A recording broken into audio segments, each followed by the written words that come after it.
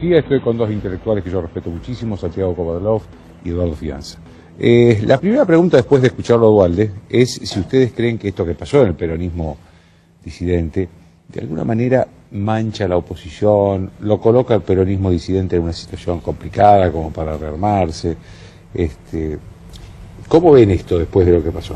No, a mí me parece que este episodio del peronismo federal es un episodio más en este proceso de deterioro de la oposición, por lo menos hasta ahora.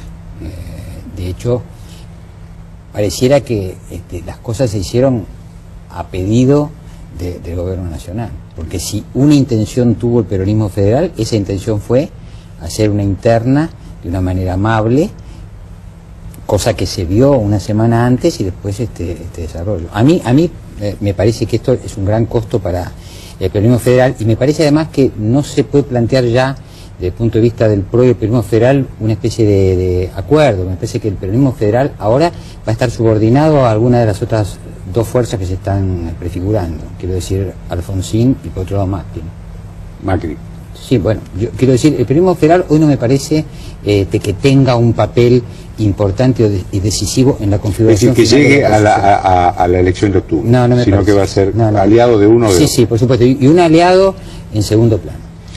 Santiago, ¿por qué la política está como está, tan extraña? Primero, el gobierno está bien, pero evidentemente tiene problemas. Y la oposición está cada vez más dividida cuando todo indica que ese es un mal camino. Sí, yo creo que es bueno a veces remontarse al pasado para ver los procesos que permiten algún diagnóstico. Yo creo que la transición a la vida democrática iniciada en el año 83 sigue inconclusa en el país, y que el autoritarismo sigue siendo un protagonista muy importante de nuestra vida política.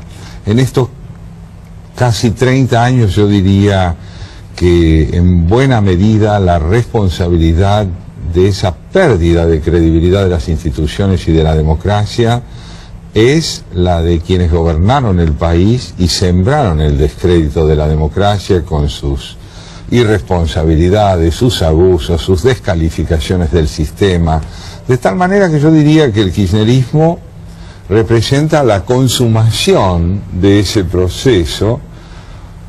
¿Por qué? Porque no necesitó mucho esfuerzo para encontrar una ciudadanía en buena medida escéptica con respecto a la democracia, con respecto a la ley, con respecto a las instituciones.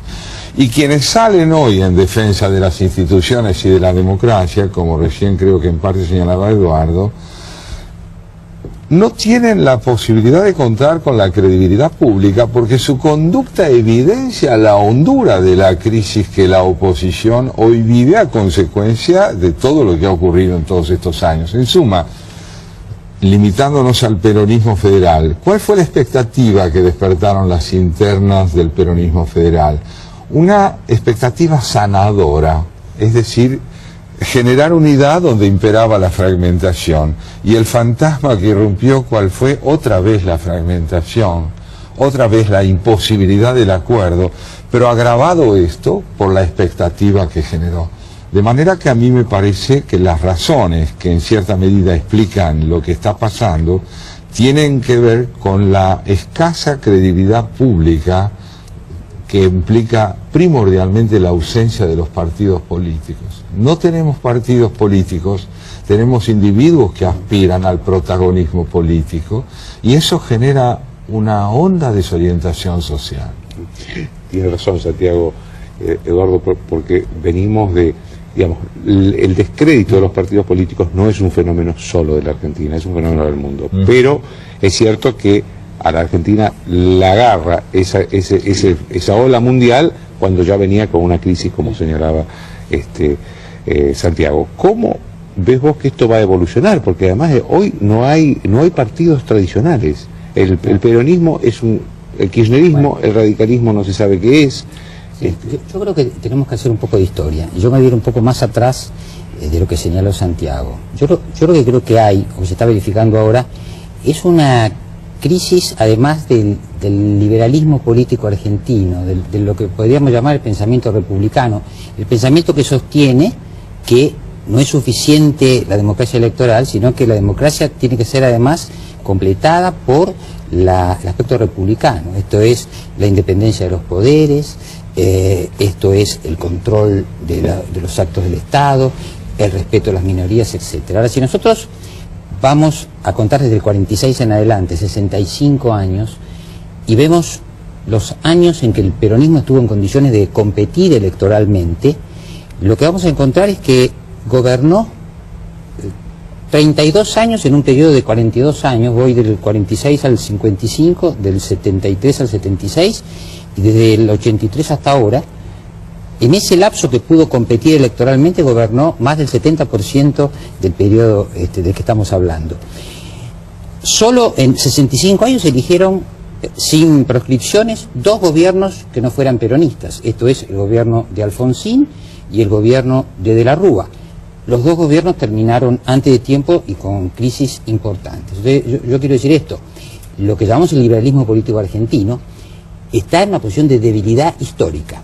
Y el descrédito de los partidos políticos, el hecho que la crisis de 2001 agravó esta situación, bueno, también agrava esa debilidad, porque como bien decís, el peronismo en realidad no es estrictamente un partido político. Es en un aspecto un partido político, en otro sentido es un movimiento político, un movimiento social. Y además con muchos componentes complejos de desentrañar. De manera que yo creo que ahora estamos ante esto. Y agrego algo más. Y también tenemos un comportamiento distinto a la economía. Porque durante muchos años tuvimos un ciclo económico que en un determinado momento afectó a los gobiernos por lo que se llamaba la crisis del frente externo, el endeudamiento, etcétera, etcétera. Lo afectó a Perón en el 52, lo afectó a Menem en la segunda mitad de la década del 90, pero ahora no vemos en la evolución económica un ciclo que se vaya a cerrar en los próximos tiempos con este tipo de dificultad. De modo que ahí hay componentes como para plantear, que yo creo que contestando la pregunta, lo que agregan son probabilidades de que el peronismo, bajo esta forma que es el kirchnerismo, se prolongue los próximos años. Claro que la variable que puede cambiar esto es que la gente encuentre en la oposición una alternativa, cosa que hoy no está viendo. Santiago, la sociedad argentina, hablaba Eduardo de ciertos paradigmas que estaban cambiando. En los últimos años ha cambiado también los paradigmas ideológicos, porque esta sociedad fue la misma que votó a Carlos Menem en los 90, a De la Rúa, que eran dirigentes absolutamente distintos de los paradigmas que se están planteando hoy. Yo creo que hoy empieza a tener lugar, especialmente bajo el estímulo kirchnerista, la posibilidad de una redefinición de ideales setentistas muy claros, digamos. Se trata ahora de transformar o de pretender transformar la sociedad desde el interior del sistema y ya no contra el sistema. Me parecería que hay un anhelo de instrumentar el sistema como un recurso propicio para llevar a cabo los cambios que en principio podrían generar desde el punto de vista oficialista una transformación social adecuada. Ahora, en la sociedad lo que yo advierto es una actitud muy errática, muy errática. Me parece que en consonancia con la ausencia de los partidos políticos y de las plataformas programáticas que pueden dar identidad a la militancia, hoy la mayor parte de la sociedad es totalmente coyunturalista y sintomática en sus actitudes políticas. No responde a convicciones que podríamos decir están acuñadas a lo largo del tiempo y reflejan un principismo importante. No, podríamos hablar hasta de una sociedad huérfana de convicciones que busca en la oportunidad un consuelo que le permita salir de esa imagen difusa que tiene de sí misma.